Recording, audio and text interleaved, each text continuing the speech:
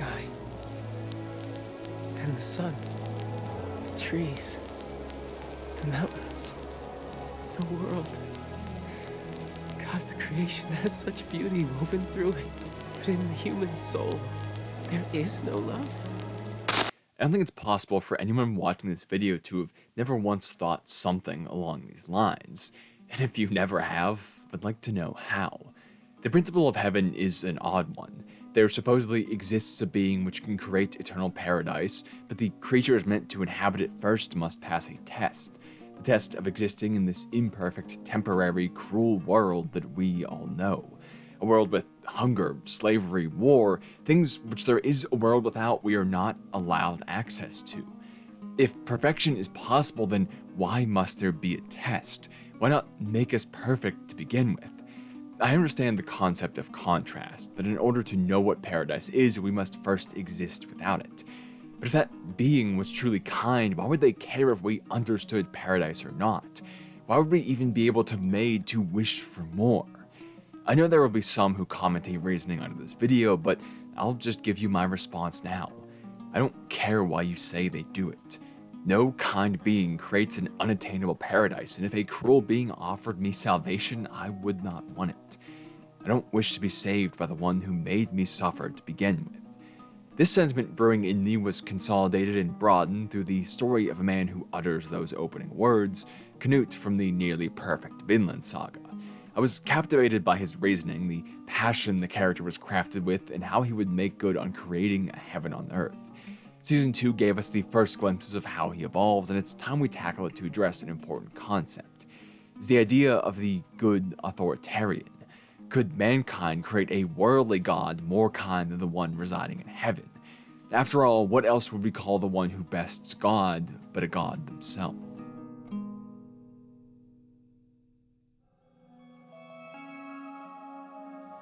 To understand Vinland Saga Season 2 Canute, the one who represents this concept, we have to understand the story which brought him from meek prince to powerful king.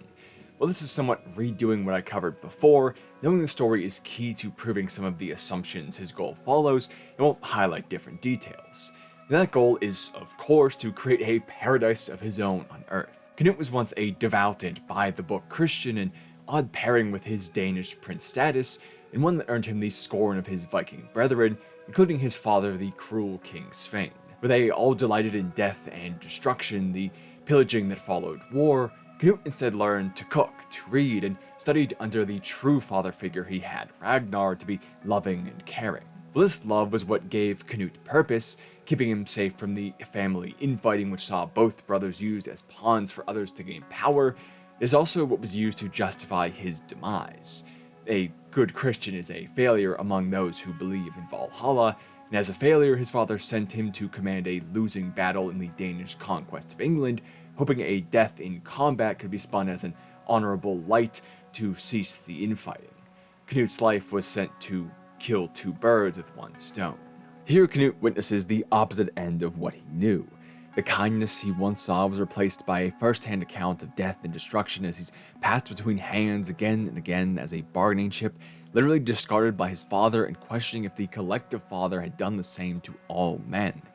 Even Ragnar struggles to keep up his kindness, allowing an entire village to be slaughtered for the safety of Canute. These moments, with the help of his priest, lead the prince to a realization.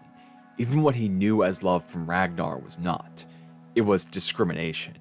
This world is so harsh that for one to receive kindness, others must suffer, others must even die. Love does not exist in the state they're all in. Now knowing both ends of the spectrum and seeing that the full extent is not even true kindness but simply the directing of cruelty elsewhere, Canute can no longer believe in God's goodness. If they created a world so beautiful, if they could create heaven, why were men on earth left with a test they could never pass to get there? He is the example. He is the kind man who never killed, never stole, hardly ever even spoke to offend anyone, a privileged prince held away from hostility, but even his own family sought to have him killed, and even he was drawn out into desolation. Even he would have to discriminate to live. If he could not pass, whoever could in a world where what we today know as basic kindness was seen as a weakness deserving of death. But he doesn't seek to scorn other men for their failure, as he understands the conditions were never right for them to behave any other way. When a raging Viking seems set on killing everyone he sees, Canute stops him with a strong presence and gentle words, seeking to change the flawed world around these kinds of people. In the end, they must all have love within them somewhere, right? But this is where we reach an argument for the necessity of power. If powerful systems force human beings to be cruel, can the systems ever be overcome by those without power? Can love save a world in which love is not allowed to exist? After these revelations, Canute travels back to his father, seeking to topple the evil king. However, he's simply one man with a few guards, Thorfinn, Torkel, and Askeladd, the ones serving him who committed to him, or in Thorfinn's case by proxy. When he meets his father once more, the reunion is immediately an ambush, which is only prevented by savvy political gaming of Askeladd. He reminds the king that a death right now would be exceptionally suspicious, and anyone would assume that a son returning with the commander of the opposing army in tow would surely lead to celebration. It would not be in the best interest of the king's power to kill his son here. Even an argument of peace made in the series relies on the idea of power. It's ironic, considering Askeladd goes on to be the one who kills the king, third optioning a situation where he's forced to choose between his homeland of Wales or his trusted one to change the world in Canute. Sweyn throws power around to force the situation. He can invade Wales on a whim and not even flinch, where Askeladd could never do such a thing. Power can force Askeladd, a man wanting to change this world, to pick something which only really grows someone else's power. He does third option the situation, attacking the king instead while feigning madness to protect Canute's name, but even that is just a use of power directly. Because it was against another who was more powerful, the cost was his life. His story ends in a direct trade, his life for power Canute would gain. This is the principle. There is no love in this world, everything has a cost, and only power beats power. Canute's survival up to now even required the deaths of others or protection from stronger men, or before that a royal family's weight. The will of the most powerful man was always enacted, no matter whose was more good, unless one would give their entire being just for a moment of power. How can we expect anything but power to be the answer under this kind of imbalance? If we wish to see change within our lifetimes, is it reasonable for a good person to gain and wield all that power to solve this unsolvable situation?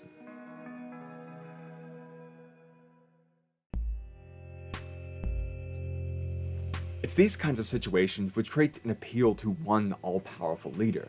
I'd also argue the belief in something like God shows that the principle has always existed. If we believe they truly are all good, then is there any issue to them being all-powerful as well? Wouldn't we actually desire for someone who is omnibenevolent to be omnipotent as well, so that they could rid us of evil and create heaven, create a paradise? The theory of the good authoritarian is, in a way, the theory of God. And so Canute's methods are not out of line with common belief, it's just that he has to act within worldly means, but within those means, he's basically acting towards omnipotence. But there is justified criticism in what he does. Of course, it will continue a cycle of hate. Despite having a kind end goal, Canute still wages war. He believes that Mercia, the land he inherited from Sven's conquest, will not be peaceful until there is only one king. And so he wages war with the goal of peace, since Ethelred still claims the throne as well. But he does his best to limit the damage caused by this realistic method of this world.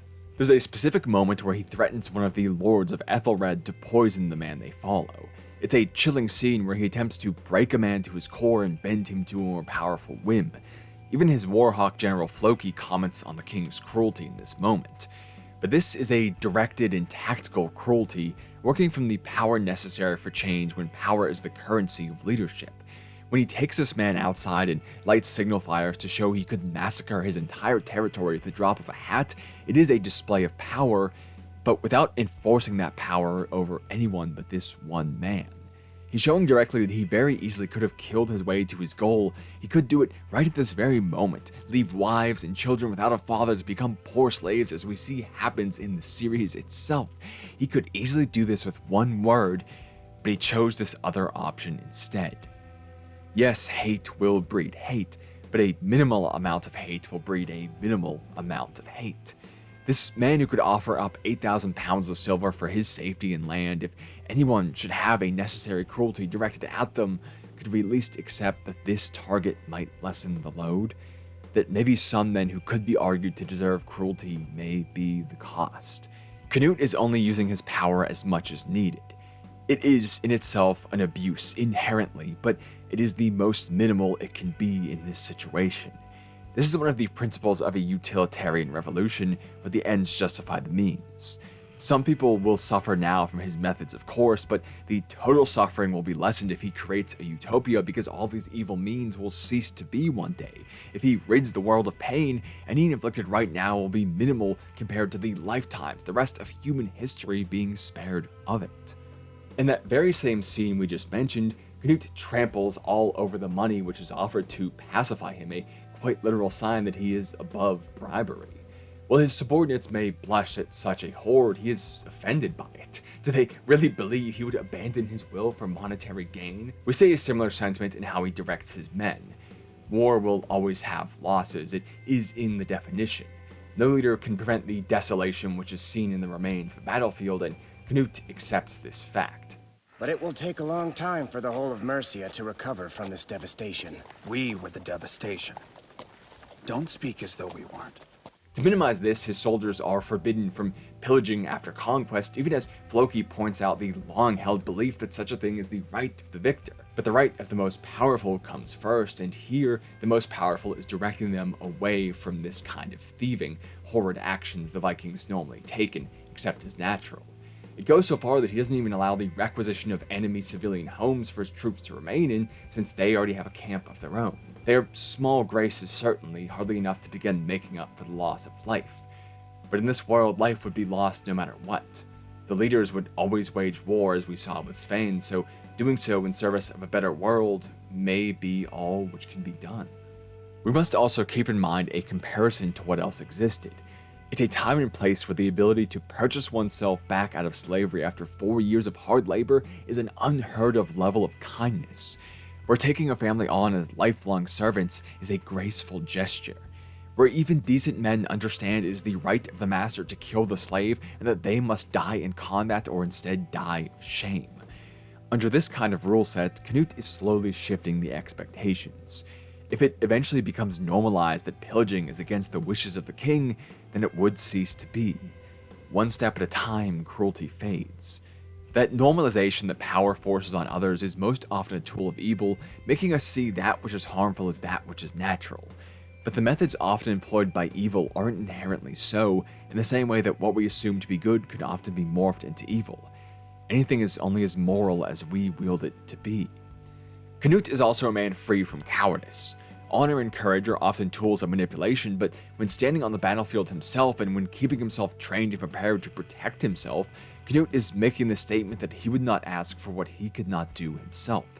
Where the other leaders like Ethelred flee into exile for their own safety, or like Sweyn rest in bed growing fat while others fight, he is there on the ground, even to the extent of sending off his own guard to end the battle quicker, and then having to defend his own life for this somewhat careless action. Canute stands out from among the other kings in that he amasses power, but does so in the least evil way while playing to the realism required in this era still. We understand that there are certain offenses which require fighting. We accept some battles as justified, especially in the service of preventing more evil later down the line. War is going to be waged in this world either way, but this is someone who offers a chance to end it through that war, and to end it within possibly the span of one life. He is using power to destroy power. And I think we should accept some level of positivity in this. It's hard to say we should avoid the path which could lead to change in our lifetimes.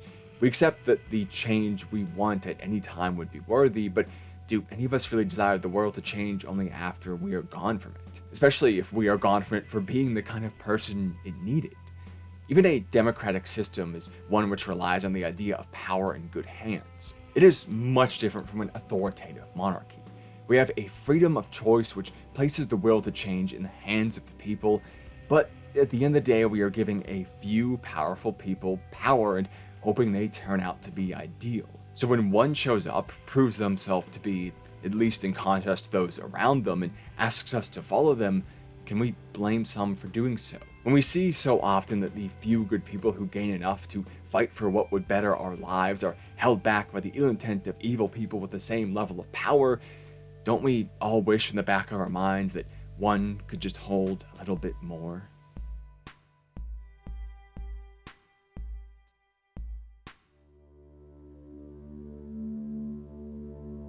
But of course, we begin to see the flaws in this idea through Canute. Specifically, we have to start with the idea of one man ruling over all. A key difference in the power we give to some and the power he wields is that we have many leaders, a system of checks and balances and oversight stretched far and wide to ensure that will is not just stated, but represented. No great person can change it all in an instant, but no evil liar can either. And these multiple positions of equal power are the fingers of collective will ensuring it is enacted as stated. In contrast, what good is the will of one supreme ideal man if he is not around to enforce it? Canute does order that the pillaging is stopped, that the battles end without chasing down fleeing opponents, that nothing should be done to those outside of combat, but we see that he has to issue these orders again and again. So, do they actually get through to anyone? The men in his command are shady individuals, the kind who seek power to make up for their own weakness. Floki had Tors, one of the few truly kind men to exist in this world, assassinated exactly for that fact, and Gunnar was a man who swore loyalty to Canute and then turned around and spied for Sweyn when he was still alive. These are the kind of people who delight in war or gawk at piles of money. If the arms which employ the will of the king do not follow his command, then what good is that will? The soldiers under Floki still pillage, still chase down fleeing men, still breed hate through violence in each war. As far as the families killed by his soldiers know, Canute is an evil man hoarding their land. If he arrives on the one battlefield to prevent this, then the other he leaves will simply begin to do it again. Even if one man with an ideal will could wield all power for good, if he is truly alone, he cannot ensure that that will is enacted as it should be. And this issue will only grow worse the more his territory grows as well. Canute takes his solitude as a sort of penance for his actions. One of the other leaders he killed for consolidation's sake was actually his own brother Harold, the king of Denmark. Even though Harold was one of the few members of his family who treated him as more than a pawn and believed in him rather than coddling him, Canute poisons him the same as he would any enemy, a painful and elongated death. This is the same principle as any of his other killings, but it is one which proves to him that he must be alone in his goal. But if there will be flaws to a loner king, who best to help than one man he knew and understood? Of course, different minds are going to create conflict, but if he intends to convince an entire world of paradise, why not start with his brother before anyone else? Why not fix the issue we just stated with the easiest method? One voice alone will only begin to justify itself. A utilitarian revolution will continue no matter what, because without ends it cannot justify its means. These aspects, which can be reasoned as positive in theory, usually just become cycles in practice. Canute also scoffs off the core aspects of power while at the same time wielding them. Will too much honor actually get in the way of his goals? Halfway through the season, Canute has pacified Mercia, but knows he needs funds to continue the conquest and to continue the upkeep of his former conquests. Since each new land acquired needs forces to remain in it, the payroll grows and grows and grows. Breaking down the army defeats the purpose, taxes on the rich would lose him critical support, and taxes on everyone would only make the world worse for those he wants to help. If he's already working in unideal ways, would it not have been beneficial to have actually been more evil for just one moment, to take the money and wait for another shot at Ethelred instead of trampling all over the thing he now needs? Well, I don't believe we must respect power. How will one use it to its fullest extent, to use power to destroy power without respecting the core aspects of it? If it requires itself to grow, one will always end up focused on power for power's sake. And there is a more base level flaw in his methods, a contradiction at the heart of it all. Limiting the damages may reduce the scope for the cycle of hate, and eventually that will be outweighed by the good. But that is the ideal situation. That is this case in a vacuum. That smaller amount of hate created is still being felt by people with their own wills, their own power, and as such their own ability to create more hate. If you steal from one man to feed two more, but that first man steals from two more to feed himself, has anything really changed? This methodology is just reinventing the cycle, drawing out the evil within someone to force goodness on others. At no point has he made a man aware of the goodness within them, but he for sure has made some feel justified in evil. This is what we see with Ketil, a wealthy farmer who offers Canute lavish gifts in exchange for safety, presenting himself as a target to ease the king's financial woes. If he can give all of these gifts away, surely he has an excess. With the right excuse, Canute will take the farm for himself. The food will still be grown, the workers will still be paid, but the extra money will go to creating a better world, not lining the pockets of one selfish man. Canute says he feels bad for the people who will be affected by this, but it is a small cost for a greater good.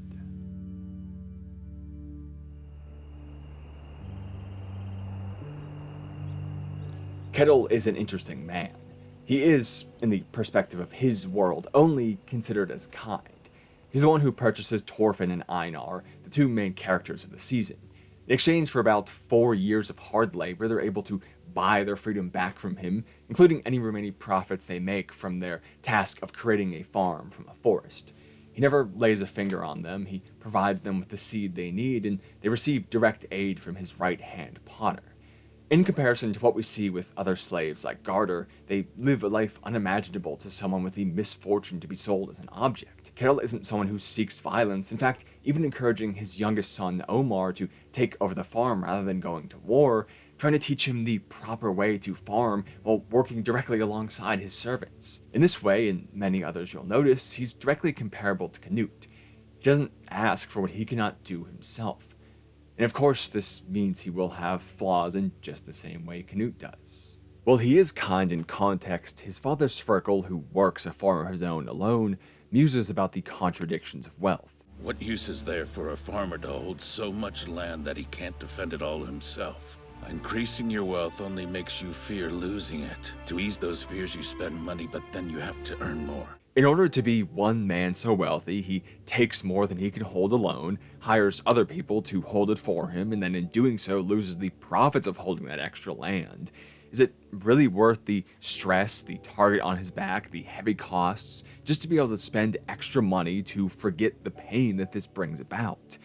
And the protection he hires has the same flaws as Canute's men. Of course, he can order them to simply wait and defend his land, to patrol and things like that, but when he's not around, they abuse the slaves, even going so far as to tell Omar to kill one as a rite of passage to becoming a man. Just because he is kind doesn't mean the arms actually enacting his power are. Thorfinn and Einar are set back many times by his retainers being lazy, awful, abusive people. Since one can't be everywhere, they're only as moral as the help they keep. And this contextual kindness doesn't make Ketil a truly good or strong person. To gain his fortune and power, he abuses the cruel Viking ideals.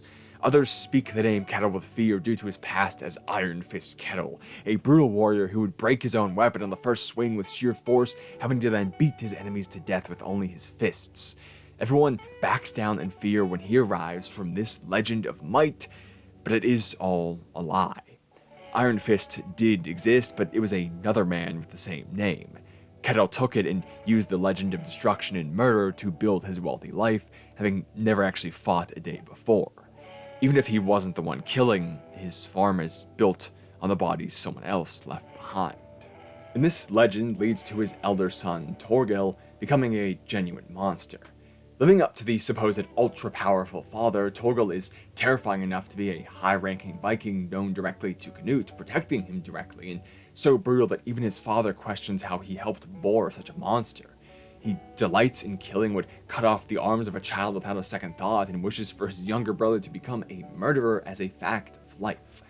From the appearance of power, even though it was never actually used, evil was still created. This also leads to Ketil having to prove himself to the people who expect this from him. A pair of children stole a small amount of grain from his farm to feed their family as their father disappeared over a year ago. Captured and brought before him, Ketil is close to weeping for their situation.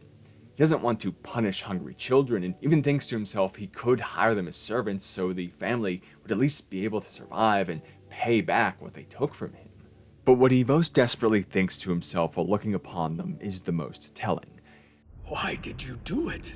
Why would you steal from my farm? I have no choice but to punish you! But this is a lie. He doesn't have to punish them. He desires to punish them because he has more than he can actually use and has to defend that excess and the legend which gained him that excess. There was something he wanted more than the nice option.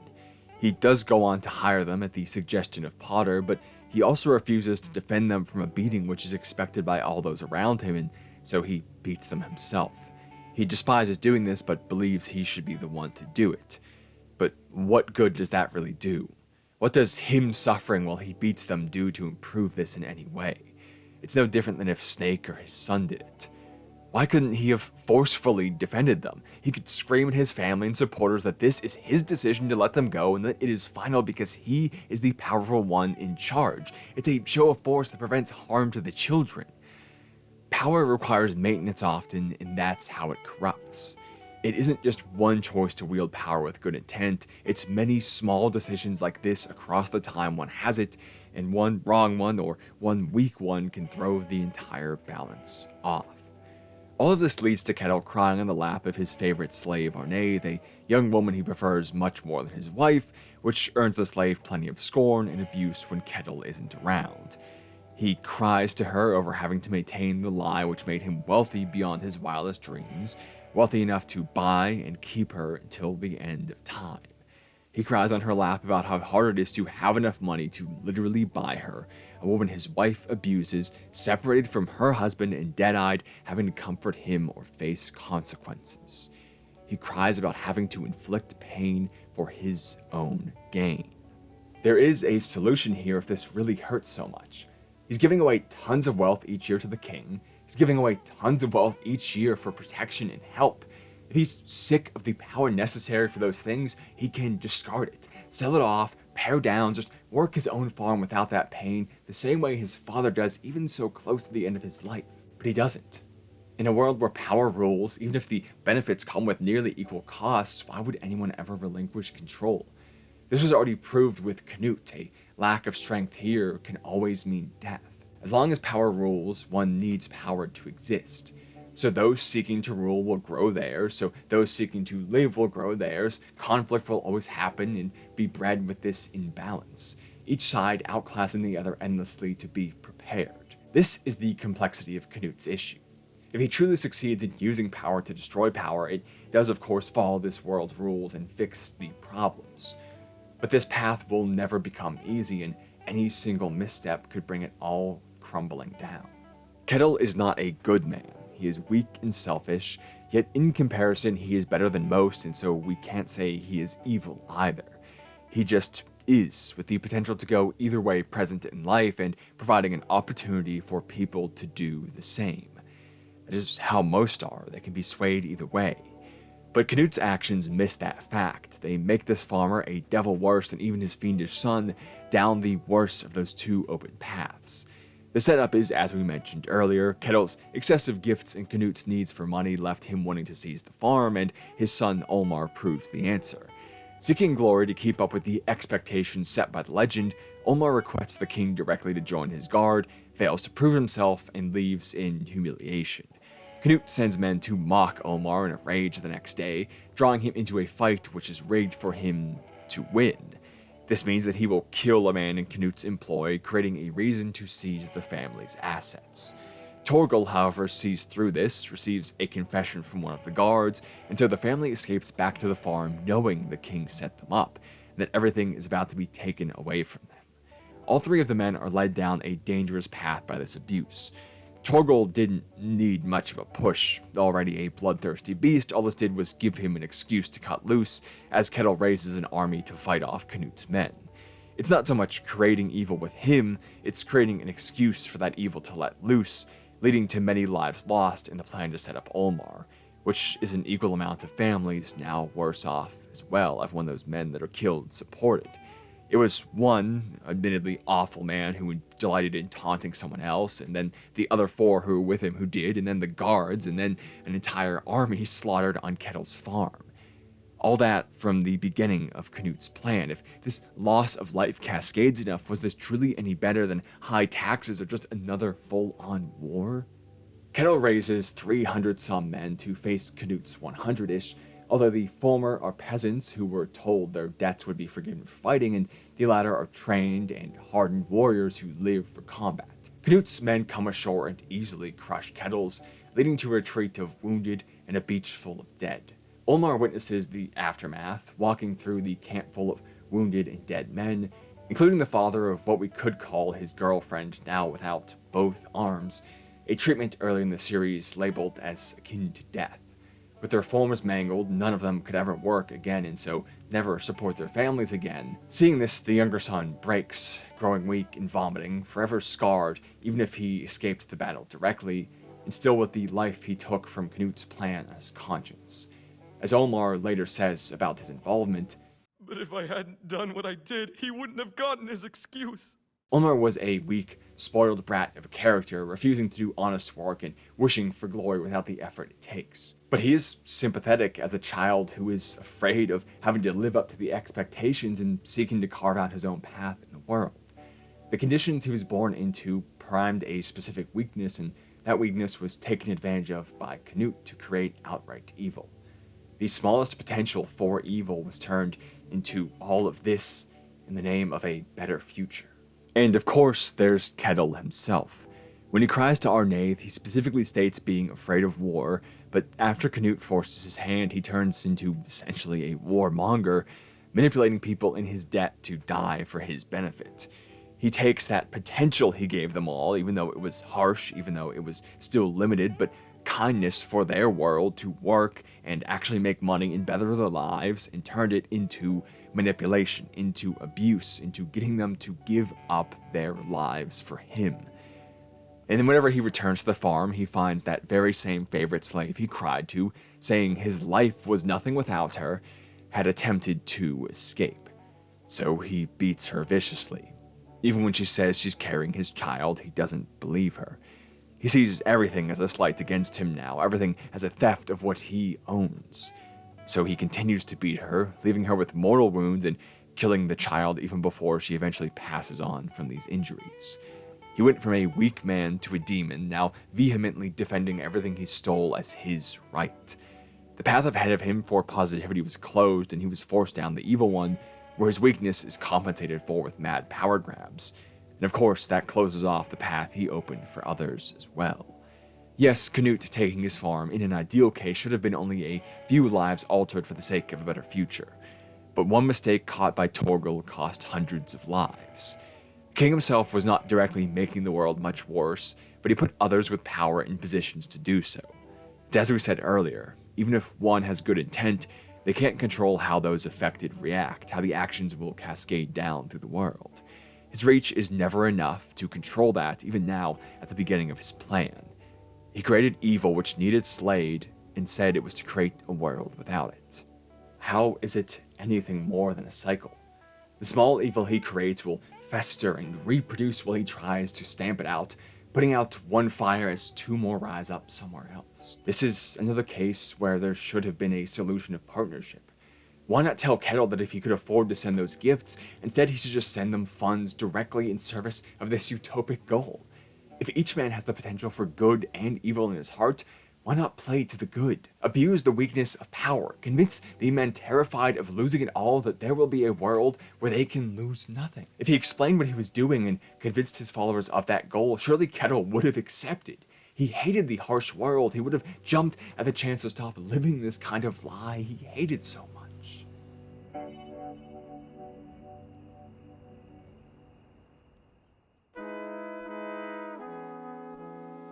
There's much to say about the mindset and methodology that Canute adopts, but that final point is what I really wanted to address. We see in Ketil's family 3 men with 3 paths. A young man wanting to make his own, open and free in a vast world. A warrior already set down the path of desolation, and an old man doing good within the context of his world, if not ideally. Olmar agrees to surrender, ending the war that would only go on to kill more, as the incapacitated Ketil can't make a decision himself, but this would only lead them to being branded as criminals for 10 years, likely becoming outcast beggars. Torgal goes on an outright war path, dedicating what life he has left to destroying Canute, even more dangerous than he already was. and Ketil in his state and new mindset would never harbor goodwill again. The only reason that these excessively unideal outcomes don't occur is because Thorfinn fixes the situation later. If it was only Canute's input, they all would have met worse ends than they could have ever imagined. The potential for good was snuffed out and evil was given free rein, as Canute claimed to be ridding the world of it. His methodology's base assumption is flawed. While he blames these systems, not the people within them, he refuses to allow those people to have their own desire for paradise. He no longer does what gained him power originally, convincing men like Askeladd of his ambitions and gathering their strength into his own, even though we covered how he could have done the same thing here with many of these victims. How can one respect humanity when the fundamentals of their mindset sees all humans as unable to become better of their own desire? It's true that power is required, that there is a cost to change, and much more that makes this mindset appealing and makes an ideal solution almost impossible. But this specific solution is a contradiction that cannot stand alone. We see this in the ending. I haven't spoken about Thorfinn or Einar much here today because they would need a much more dedicated essay of their own. But the final conflict of the season is a conversation between Canute and that pair, after Thorfinn has taken 100 blows without fighting back to reach the king. They speak at length, but each affirms the other of their reasoning and goal, leading to Canute not feeling alone for the first time in years, knowing someone else is working towards a paradise as well. It reveals that base contradiction, proving that there is some balance of power which can do better than a complete consolidation. He witnesses someone born from Vikings who is still so kind. He sees that there is potential for good even in those harsh conditions. After this, he trusts the Lord in England and pulls out his troops to a great reward. They see it as a sign of trust, never revolt, and he's eventually greeted as the rightful king of England. The only solution to these issues is a passion and drive which convinces others to follow. An ever-growing web of intents merged together into one bright future, balancing the power and ensuring a moral enactment. A respect to two paths present in all human beings because we are potential itself. No plan must disrespect that or else it loses itself. The solution is to play to our potential, create the conditions for people to choose their own paradise, because if you show them that there is something which is attainable, they will go and attain it. It's the only way that this sort of paradise will ever stand on its own power and equal support from many pillars spread out all over the place. But I think it's only right to end on a sentiment Thorfinn shares in this conversation, which is that he doesn't believe himself smart enough to create a paradise for the whole world. He's simply doing what he can with his limited means as an individual who won't abuse power. I think that's something important to recognize, that we don't always have to have an answer, that the only way we're going to find a true answer is in that sort of collaborative effort which was so crucial to this final conversation and to the ending of this video. I'm not going to claim I know how to fix the world. I'm only going to put forth the ideas that I believe Vinland Saga was showcasing, that I also believe from my own experience and intellect and everything that have a lot of validity to them. But anyway, that's a lot of rambling. This video itself is kind of a lot of rambling. My life has been a really big mess recently with a few things going on, so this one was definitely more rushed than I'd like something on an every 2-week schedule to be, but I have some stuff coming up after this one that I think I'm really excited for, that's getting back to, I think, some of the videos, that style and emotion and everything, and stories that are what a lot of people have found me from and stick around for. So I think there's some good stuff coming up through the pipeline that I'm really excited to share with you. But anyway, I'll stop rambling finally and say there's important links in the pinned comment. Discord, we have a little community going and chat. I haven't been over there much because, again, there's a lot going on, but I will return there soon once I get back ahead of schedule.